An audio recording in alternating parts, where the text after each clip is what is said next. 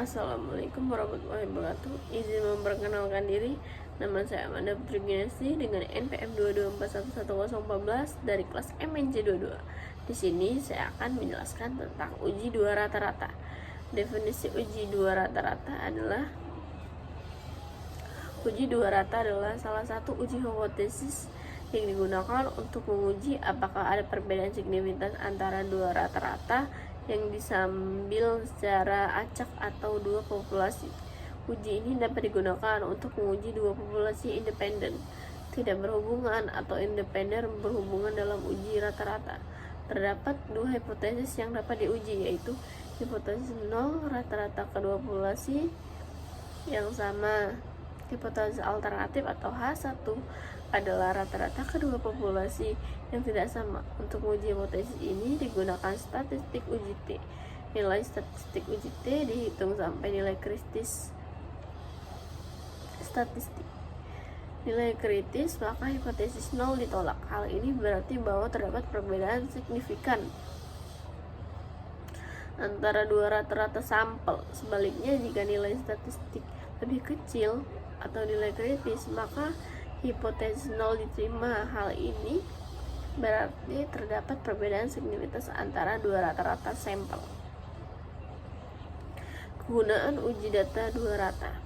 Uji dua rata-rata memiliki beberapa kegunaan, yaitu untuk membandingkan kinerja kelompok yang berbeda, misalnya untuk membandingkan kerja karyawan yang dilatih menggunakan metode A dan metode B, kinerja siswa menggunakan A dan B, mesin A atau mesin B untuk menguji efektivitas program A, program B dapat meningkatkan hasil belajar. Untuk mengetahui apakah perbedaan signifikan ada dua populasi, misalnya untuk mengetahui apakah perbedaan signifikan salah satu badan anak-anak tinggal di kota di desa, atau mengetahui apakah perbedaan signifikan antara penyembuhan pasien yang menggunakan obat A atau obat B. Uji rata-rata merupakan salah satu statistik yang umum digunakan dalam penelitian uji berbagai tujuan sehingga menggunakan kegunaan yang luas. Langkah-langkah uji coba dua rata-rata. Berikut adalah langkah-langkah uji dua rata-rata. 1. Formulasikan hipotesis. Langkah pertama adalah merumuskan hipotesis 0 HO. Hipotesis 0 menyatakan bahwa tidak ada perbedaan signifikan antara dua rata-rata sampel, sedangkan hipotesis menyatakan bahwa ada perbedaan antara dua rata-rata sampel. Berikut adalah beberapa contoh rumusan hipotesis dan dua rata. HO P1 P2, H1 P2 P2, HO P1 P2, H1 P1 lebih dari P2, HO P1 lebih dari P2, H1 P2. Tentukan taraf signifikan. Taraf signifikan adalah probabilitas untuk menolak hipotesis 0 ketika hipotesis signifikan 0,0, 0,1. Langkah-langkah uji dua rata-rata. Berikut adalah langkah-langkah rata merumuskan hipotesis. Langkah pertama adalah merumuskan hipotesis dari hipotesis alternatif, sedangkan tidak ada perbedaan signifikan antara dua rata-rata sampel, sedangkan menyatakan signifikan antara dua rata-rata sampel. Berikut adalah beberapa contoh rumusan hipotesis dua rata. H1 P2, H1 P2, H1 lebih dari P1, H1 P1 lebih dari P1, H1 P1 lebih kurang P2. Tentukan taraf signifikan. Taraf signifikan adalah probabilitas untuk hipotesis 0 ketika hipotesis 0 benefit. Taraf signifikan diumumkan 0,001. Langkah-langkah uji dua rata. Kumpulkan data. Data yang dikumpulkan harus memenuhi persyaratan.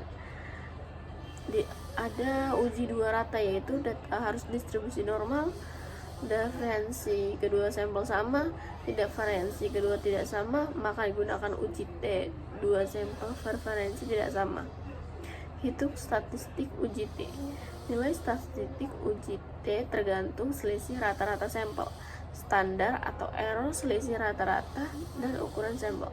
Tentukan nilai kritis. Nilai kritis statistik ditentukan signifikan, derajat kebebasan serta membuat keputusan. Nilai kritis jika nilai statistik lebih dari 2 rata-rata sampel. Sebaliknya, jika nilai statistik lebih kecil dan perbedaan signifikan 2 rata sampel. Berikut adalah contoh keputusan 2 rata-rata P1 dan P2.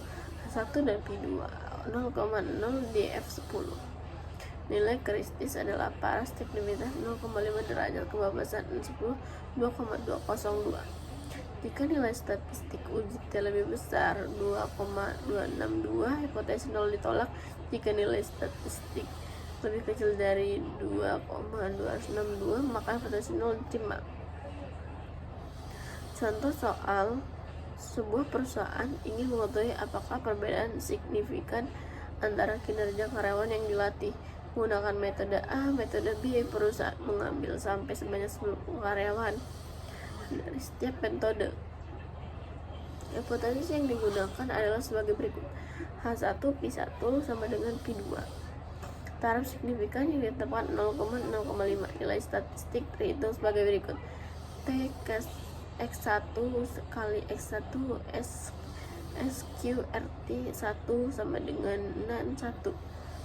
T 75/80 S1/10 1/10 tambah T 2,2. Nilai kritis pada signifikan besar dari nilai kritis 2/10, maka hipotesis 0 ditolak. Kesimpulannya, terdapat perbedaan signifikan antara kinerja karyawan atau dilatih menggunakan metode B. Kesimpulannya,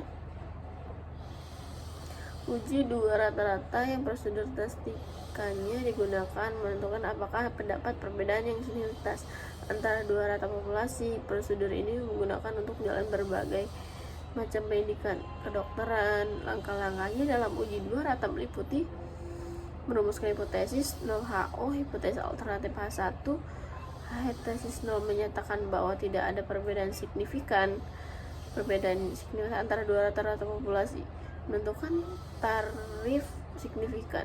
Tarif signifikan adalah probabilitas untuk menolak hipotesis 0. Sebenarnya taraf signifikan yang umum digunakan 0,1%. 3. Mengumpulkan data sampel. Ukuran yang diperlukan uji 2 rata-rata tergantung pada taraf signifikan adalah ukuran perbedaan antara 2 rata-rata sampel dibagi dengan standar error perbedaan tersebut. 5. Menentukan nilai kritis. Nilai kritis adalah nilai statistik uji T yang memisahkan wilayah penolakan hipotesis dari wilayah penerimaan hipotesis 0 atau nilai kritis yang ditentukan berdasarkan taraf signifikan derajat kebebasan.